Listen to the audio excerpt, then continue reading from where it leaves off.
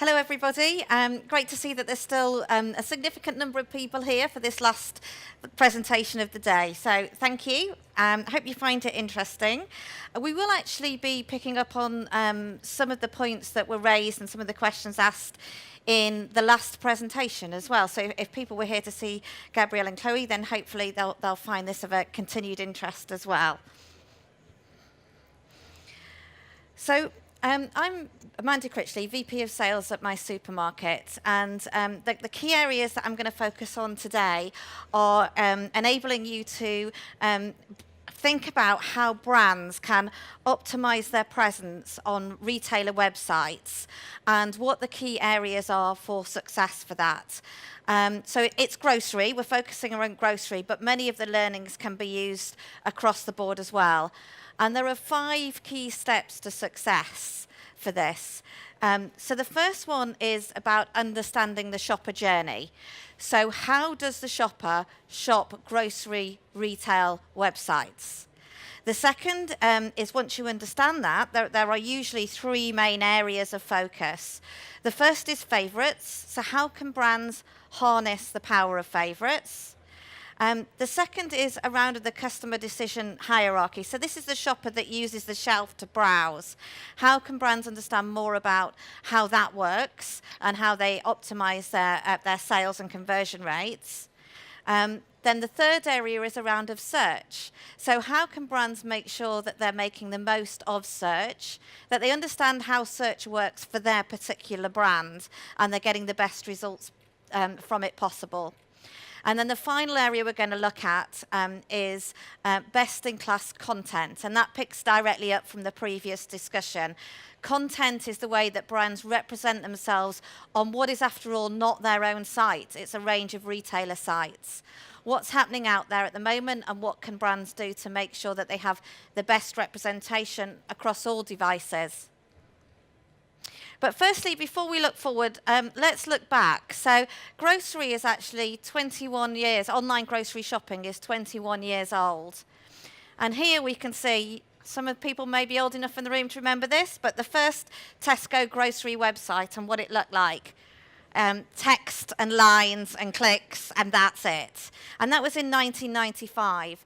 And in 1996, they launched what was seen at the time to be the pinnacle of e-commerce grocery shopping. And it was a big improvement.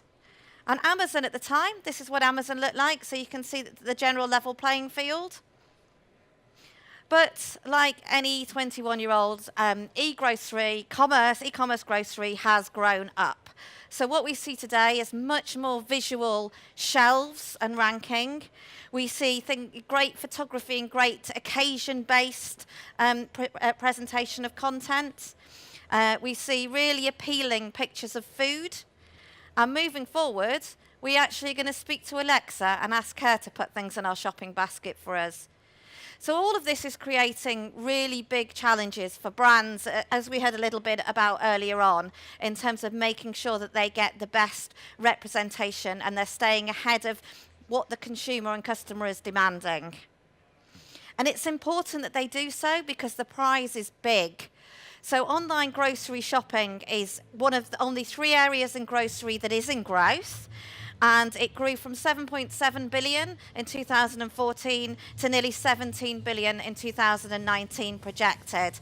So that's a huge growth. But it's also not just about e-commerce growth. It's about the shoppers that are using online grocery websites in order to build their baskets, but then that's part of their planning path to purchase, and they're going into store to make the purchase. So there is a big halo effect to getting it right on the grocery websites. However, sometimes it can feel like we're up against it and we're still back in the 90s. There is a distinct lack of precise data available, predominantly from the retailers, but in general as well. And that lack of data is making it very difficult to get any kind of analytics. So it's really difficult to understand what has been working and what hasn't been working. And it also means that there's limited opportunities within retailer sites to do some of the testing and learning we were hearing about just before, about how important that is. That's why mySupermarket's here. So we're an e-commerce intelligence company. We deliver lots of different insights. So we have 3 pillars. The first is data and insights. The second is a test and learn platform. And the third is media. I don't know how many people in this room know mySupermarket, but it's a consumer-facing grocery price comparison website. There are 14 retailers that feature on the site. And we have about 3 million unique monthly shoppers coming to the site every month. It actually makes us the 4th largest online grocery store. But equally important is we have a panel of 200,000 online grocery shoppers, and we're able to use these shoppers to deliver insights, shopper behavior analysis, and test and learn data back to brands. So if we just take a look really at the process of how shoppers get to a retailer website, the top part of this diagram is everything that is to a certain extent within the brand's control. So it could be through their digital marketing, and it can be just through things like Google, Facebook, etc. And that's how shoppers arrive at a retailer site. And when they come to the grocery site, there are then 2 main areas that brands are able to influence or should think about trying to influence. The one on the left is about understanding the shopper behavior and what can help as a result of that to impact the shopper behavior. And the one on the left is about understanding how to maximize placement and content and pricing and promotion. So this is the content creation that has been under much discussion as well. We have an insight tool at mySupermarket that provides data across all of the different retailer sites and provides a starting place to track performance from brands, be that content compliance of images, pricing and promotion, product availability. And that, as I say, provides a starting point from which we can track shopper behavior. So on the shopper behavior side of things, I think the first thing to think about is the shopper journey. As a brand, and we all know that brands have limited budgets, it's about understanding the best places to spend those budgets in order to get the best returns. We know that the online shopper is not linear in the same way as the shopper in store is. So the online shopper has many different ways to get to the product page of the product they want to buy. The 3 main ways are search, favourites, and shelf. And understanding the relative importance across the different categories and brands is a good starting point. So if we look at shopper journey, for example, we're able to help brands understand whether or not they over-index across general grocery shopping in search or favourites or on the shelf. And so by a natural conclusion from that, where they should focus their efforts and where the most headroom is. Here we can see some information on favourites and how favourites is the holy grail. Usually, in most cases, about 40% of shops happen in favourites. If a brand can get into favourites, not only does it mean they've sold that brand, but it means they're likely to resell it time and time and time again. Favourites is crucially important for NPD, for new product development. So how can brands help understand the best way to do it? What we see here is an example where we've looked back after the launch of a campaign to see what the situation has been. And you can see here that if we look at the bottom right-hand corner there on distribution, this particular piece of NPD was at full distribution in Sainsbury's from launch, but only half distribution in Tesco's and Asda. However, if we look on the bottom right-hand side there, we can see that this product started their pricing and promotion to 40% level in Tesco before the product was in full distribution. In Sainsbury's, they started at 100% and had their pricing and promotion strategy early on in the launch of the product. And at the top graph there, we can see that that's the best, that is the best process to go through. So the top graph shows how successful that brand has been in getting penetration into favourites baskets. And we can see full distribution with early promotion has worked the best. And promotion where there is only half distribution is a wasted spend. We also help brands think about the customer decision hierarchy.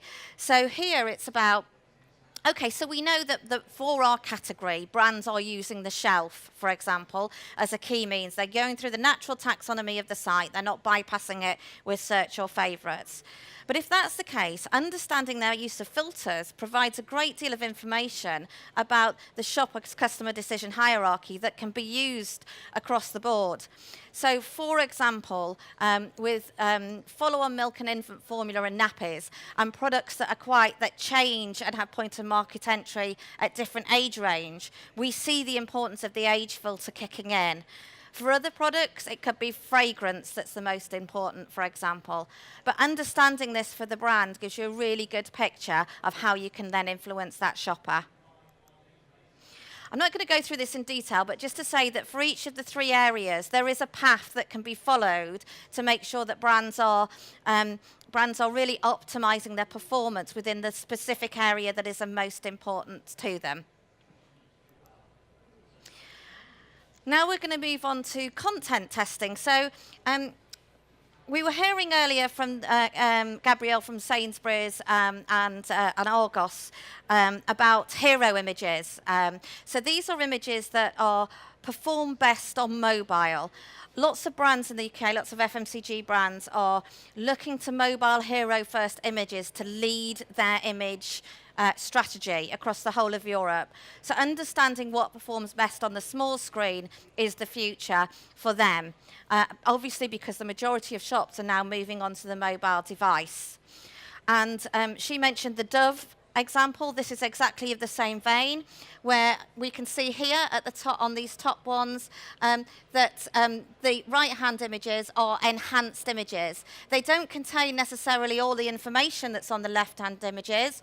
They don't need to. The shopper can click through to the product page. But what they do is get across the real key information for the shopper. Now, we tested these on our site. On mySupermarket, we can do live A/B testing. And we can then show that there was a 10 and 12% respectively increase in conversion on that image.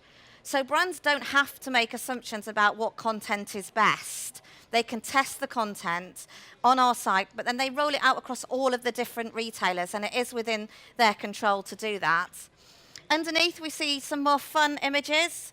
So the ones on the left there, obviously that's an impulse purchase, and that 4D graphic was really great, particularly at till in driving conversion. And on the right there, we've got the little Ribena berry waving at us. All of these things we can test to see if they increase conversion rates. And then we come on to back-of-pack, or the secondary images. And there was a question earlier about which is the best secondary image and primary images to have. Again, we can test it. So brands can test whether or not having multiple, here on this right-hand side, multiple back-of-pack images helps. They can test whether or not having a video on the back-of-pack increases conversion as well. So when it was mentioned earlier, test it. Absolutely, that would be my wholehearted recommendation. Don't roll anything out until you've tested it and you make sure that it does have a positive impact on your conversion rate. Ratings and reviews also come under discussion today, and we've heard how important ratings and reviews are and that they always increase conversion. I would temper that a little bit. Grocery is slightly different than high cost purchase products like household furniture or garden products, for example. However, and it can be quite costly for brands to syndicate all of their ratings and reviews onto the retailers, and occasionally they get pushback from the grocery retailers anyway, even if they want to. However, what I would say is that it is possible to test it, to test whether or not there's an optimal number. Once you get to 100 reviews, does having 150 reviews over 100 make any difference? Is there an optimal number? Is there an optimal recency? Does it impact the category as a whole? So again, it's all testable. And then that's really it for me from today. Obviously, I'm here to answer questions, but the main summary is that you can really, as a brand, enhance how you perform on retailer websites, so long as you get the basics right in terms of your content and think about the shopper journey, realize where the headroom is for improvement, and take actions to drive that improvement. Thank you. Thank you very much, Mandy.